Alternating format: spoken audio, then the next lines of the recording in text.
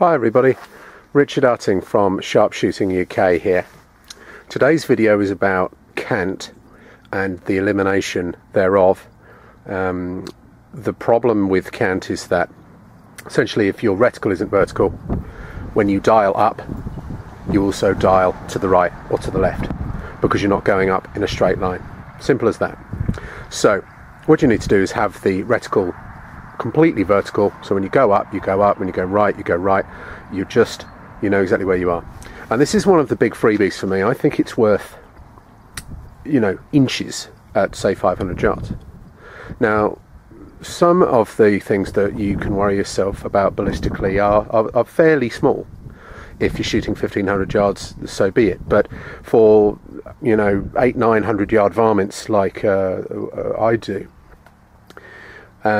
there are things that you have to worry about and there are things that aren't too relevant. It's all relative to what you do.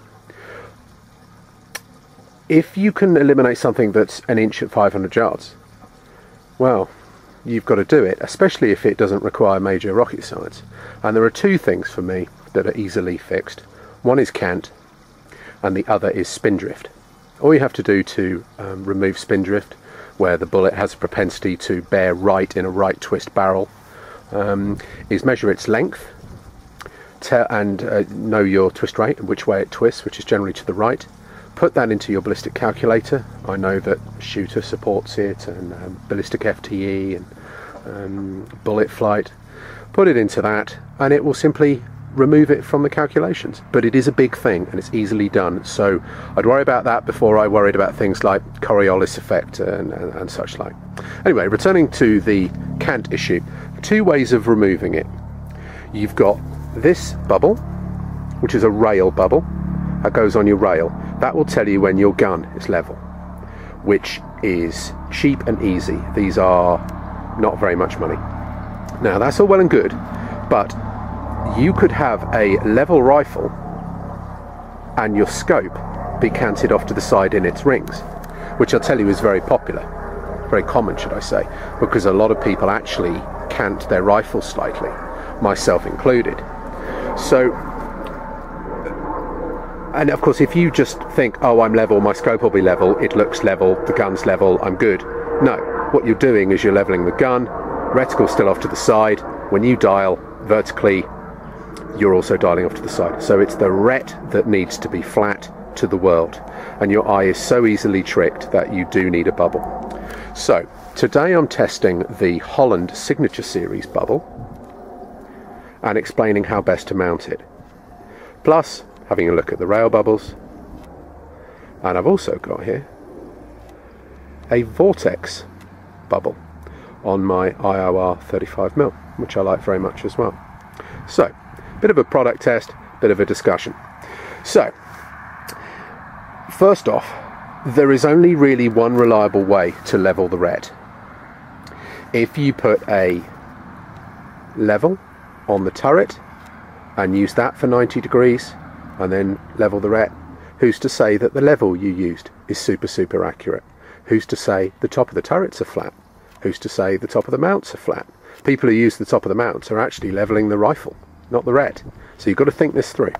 The only way that will work 100% is to put a plumb line, in other words a weight on a piece of string, at a distance that you can focus the scope sharply at, say 30-40 yards.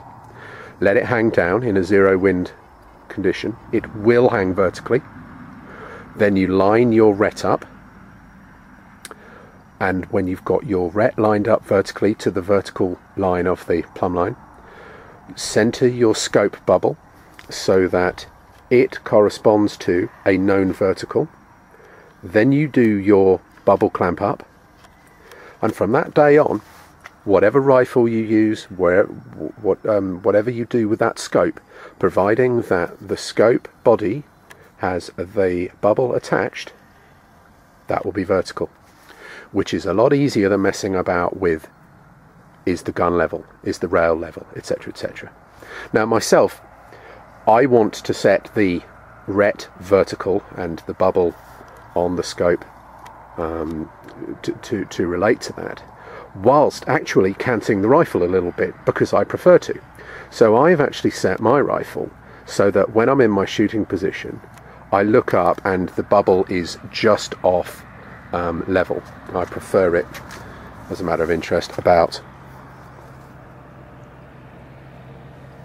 there when I shoot. And when I am in that position and I'm comfortable, and of course that's consistent and repeatable, I do the same thing every time, I know that the scope will be level at that time. So there we go, simple.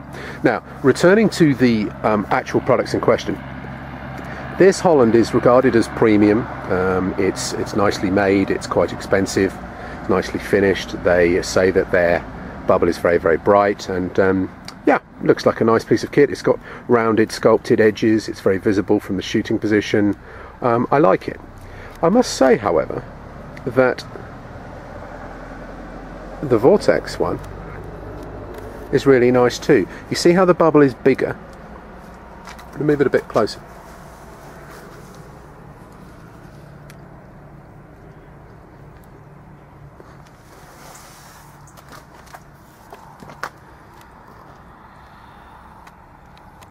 So you can see it's more square, chunkier, bigger, longer bubble. And I must say, I think it looks more sort of tactical and chunky, and I really rather like it. It's perhaps slightly less elegant, but I think it looks cooler. But it does the job, and the Vortex is also available in the strange 35mm size that not a lot of people do. And they're quite a bit cheaper in the UK, so I must say that my first choice would probably be the Vortex, but obviously the Holland will do nicely.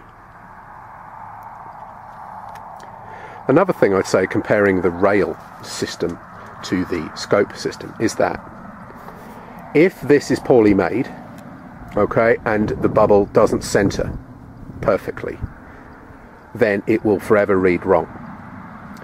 However, if that is miles off, it doesn't matter, because you set the bubble vertical when you have got the ret vertical against the plumb line. So the accuracy of it on a flat surface is irrelevant, because you have zeroed it, as it were, and then done it up. So there's no room for error. Whereas these ones, if they're off a little bit and you trust it, you could be wrong. So food for thought. Actually, consistency is more important than anything, and the nth degree of accuracy in these things is not actually that crucial, but consistency is. But best to get it right, and I think that the best system is to use the scope level, line it up against a known quantity, super accurately, do it all up. And remember that if your rifle is canted slightly, it's not the end of the world, but the scope must be level. And more important than anything is that everything you do is consistent. There we go. Thanks for listening. Here's a close-up of the Holland Signature Series bubble. See the curved clamp, quite elegantly finished. I note that there's a little circlip in there, so that should you wish to repair that bubble or replace it, you can clip it out, so that's quite classy. And then from your shooting position, you can see that you just flick up and there it is on your left eye line there. And that's the rail one. This is a Hawk one. Quite like it, it's quite big, chunky, bright. A fifth of the price of this. So you pay your money, you take your choices. And then this is the Vortex one. You can see that it's much squarer, bigger. Love that small bubble. Really like this. Big chunky clamp. Really cool looking thing. Goes perfectly with these big VTAC mounts on this big IOR. However, on a less burly rifle it might look out of place, but the thing is you only really need these on 500 yard plus rigs, so I do rate that Vortex. In the UK, that's £42. These are more like 60, 65, the Holland, and these can be bought for, well, 15 quid. As a matter of interest, this is the Hawk one, which is big and chunky, and I rather like it. There are some smaller ones, as in physically thinner there, and smaller bubble, from Weaver and B Square, and they are similar sort of money, you know, under £20. But just remember, you're levelling the rifle, not the ret, when you use them, so you have to tread very carefully. You could do the plumb line thing where you line up the ret, then line up the rifle so it's level for you, and then do it all up. You know, I've got no problem with that system. Just don't think that just because your rifle is level, you've magically solved all your canting issues. There we go. Thanks for listening.